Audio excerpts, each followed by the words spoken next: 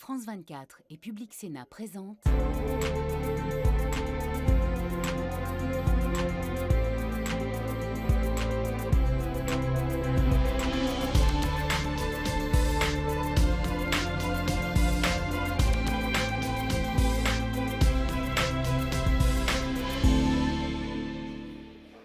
Merci de nous rejoindre ici au Parlement à Bruxelles pour notre débat consacré cette semaine aux réseaux sociaux et aux géants du numérique. Après des mois de négociations compliquées, l'Europe mise sur la contrainte avec deux législations inédites, le DMA qui encadre les marchés numériques et le DSA, le règlement sur les services numériques.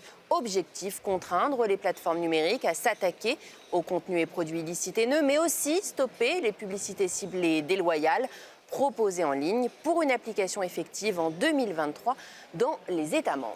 Oui, et d'ailleurs, c'est l'un des grands enjeux de la présidence française de l'Union européenne, de mettre sur les rails ces directives ambitieuses, voire historiques, pour protéger les internautes européens face à la toute-puissance des fameux GAFAM. Parce que dans le viseur, il y a Facebook, Instagram, Twitter et même TikTok, et d'autres sites aussi de vente en ligne comme Amazon ou Le Bon Coin, à qui Bruxelles pourrait d'ailleurs infliger dans l'avenir de lourdes sanctions. De l'autre côté de l'Atlantique, pendant ce temps-là, un certain milliardaire Elon Musk a songé à racheter Twitter avec une vision ultra-libérale et même libertaire sur les contenus. Alors pour débattre de notre avenir numérique, Gwendoline Delbos-Corfield, bonjour.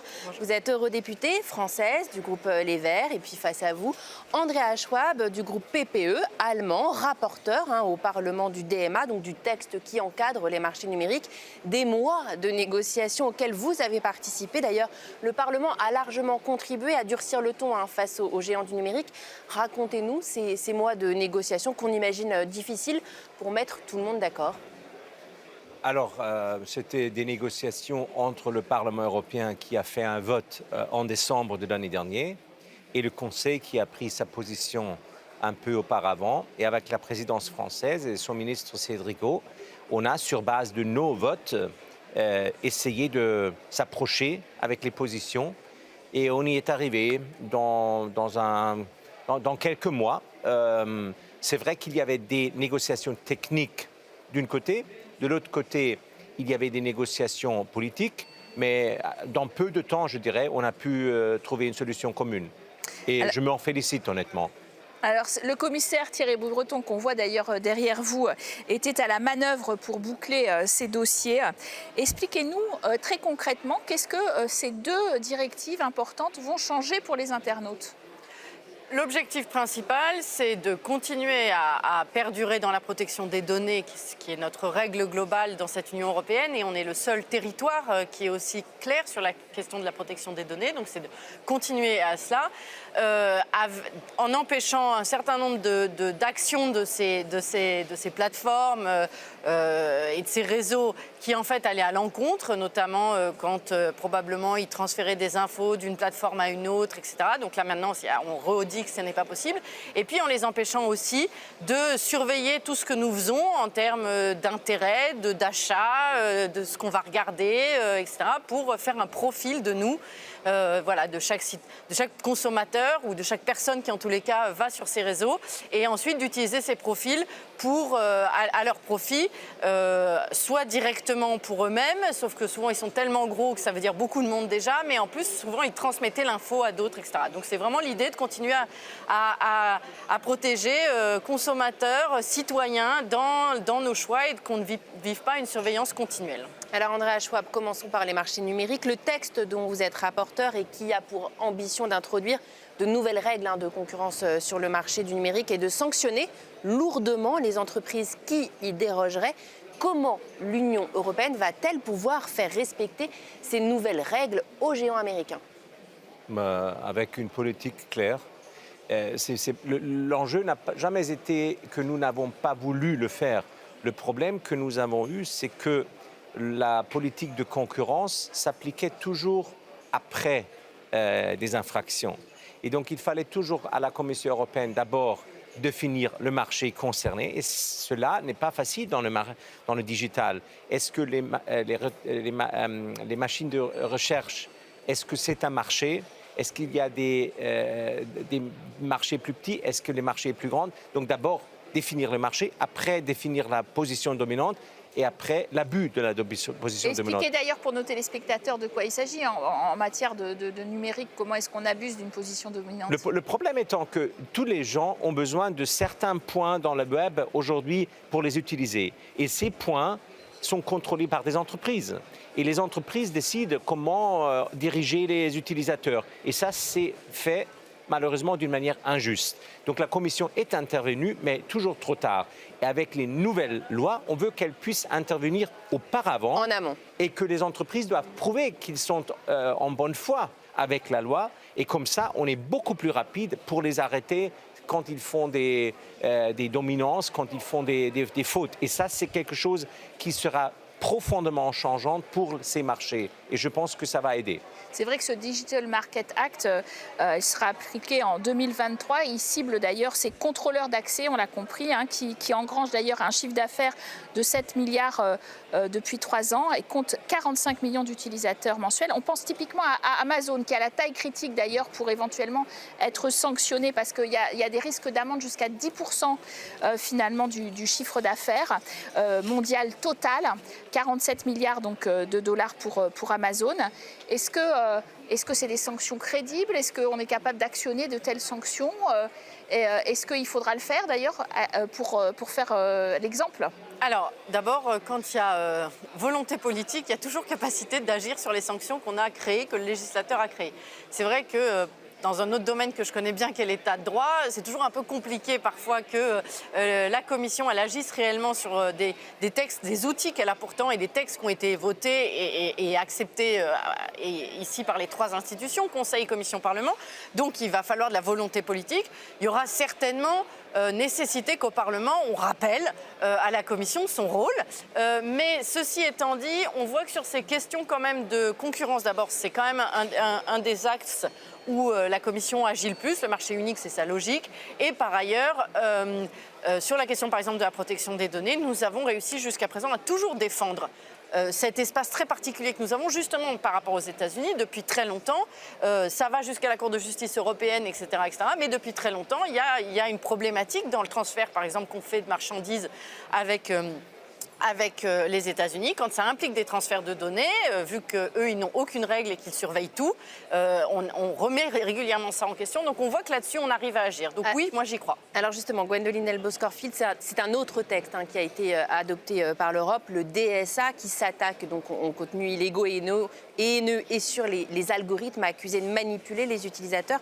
Donc derrière finalement les enjeux économiques, c'est bien aussi sur le plan sociétal que la puissance des géants du numérique interpelle, truquant notre vie démocratique et biaisant la liberté d'expression. Et c'est bien là aussi l'enjeu.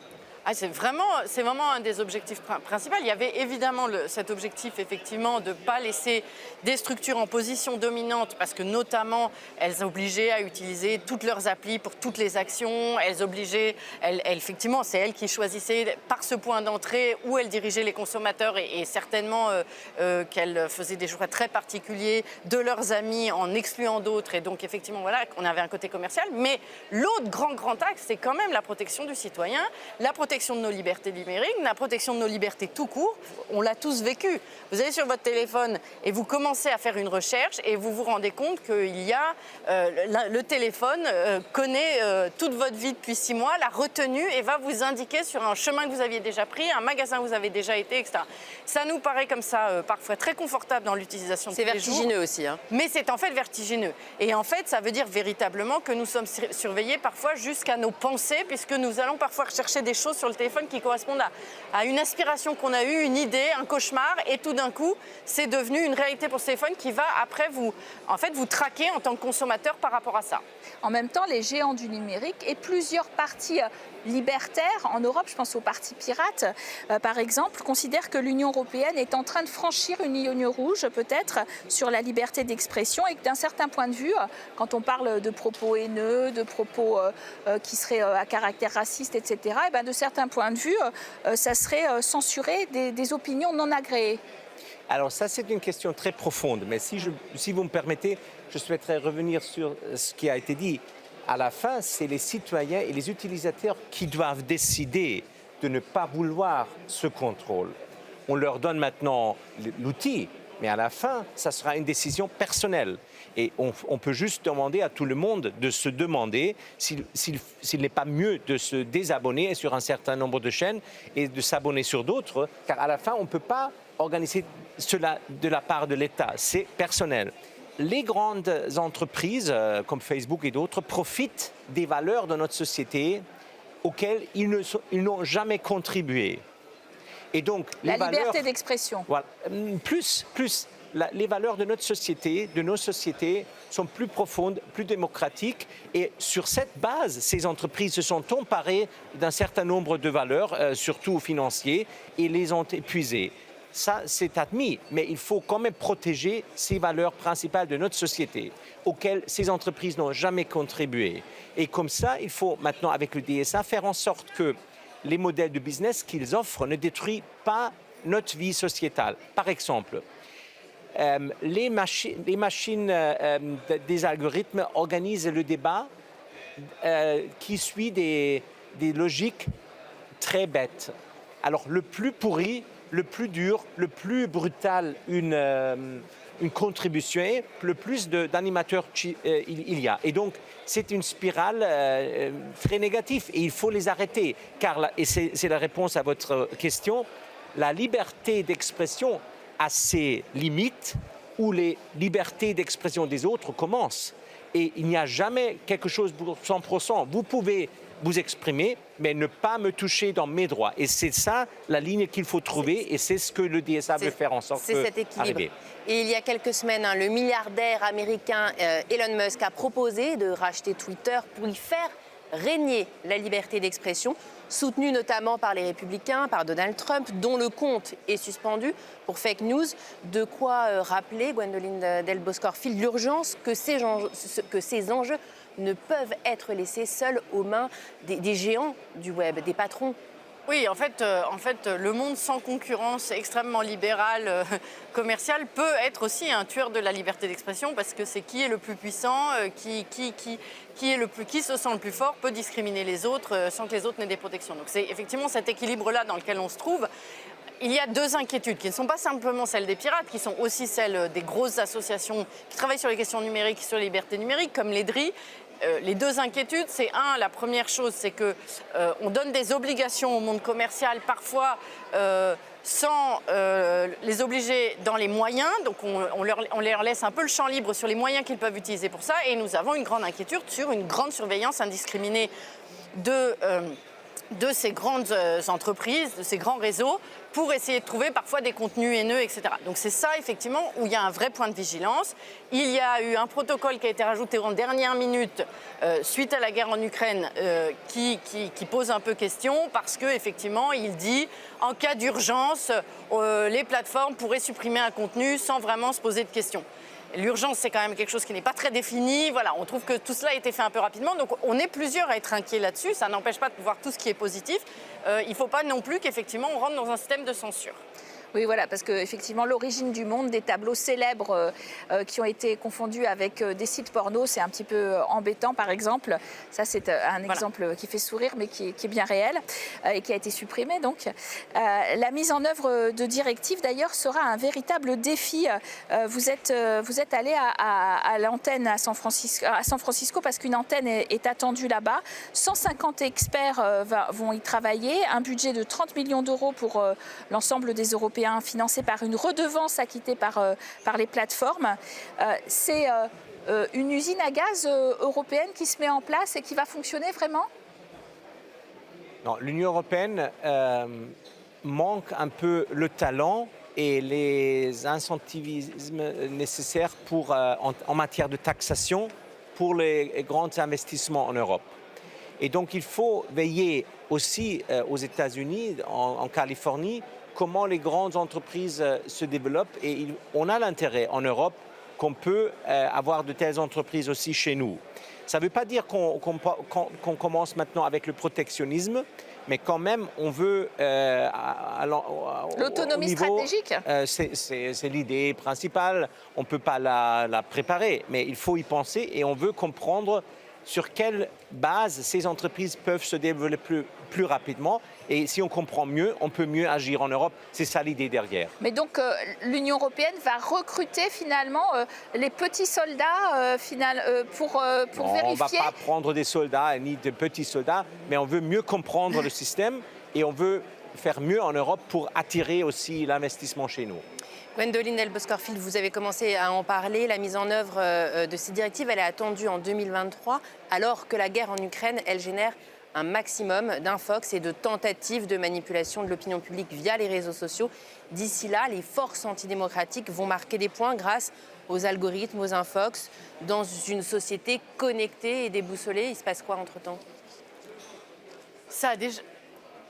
Il ne va rien se passer et on va devoir vivre avec et continuer à informer, à dire voilà, et à célébrer votre travail de journaliste quand vous faites de la recherche et à redire qu'il faut faire attention à la vraie information.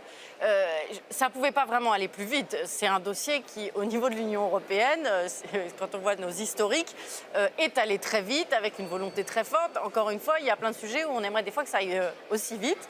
Les trilogues ont été très rapides. Voilà, c'est quand même une législation assez énorme. Encore une fois, il y a même des choses qui posent encore question et il va falloir certainement regarder ça de près. Préciser. Pendant quelques années, se poser la question, est-ce que ça fonctionne, est-ce que ça ne fonctionne pas voilà, il y a vraiment ne pas laisser la capacité ni aux algorithmes de raconter des fausses informations, mais ni aux algorithmes, effectivement, d'aller mal comprendre les choses, que les algorithmes ne sont pas des êtres humains et donc il faut qu'on impose aux plateformes des ressources humaines pour faire ce qu'elles font, etc., que ce ne soit pas que les algorithmes qui fassent de la surveillance. Donc oui, les fausses informations vont continuer, même quand ça sera en place, d'ailleurs les fausses informations continueront, mais il y a une prise, je dirais qu'il y a une prise de conscience globale qui n'était pas là avant, qui va quand même nous aider collectivement en tant que société aussi. Merci à tous les deux d'être venus sur notre plateau pour participer à ce débat. Merci à vous d'avoir été en notre compagnie. Merci à vous, bien sûr, de nous avoir suivis sur nos deux antennes. Vous restez pour une plage d'informations.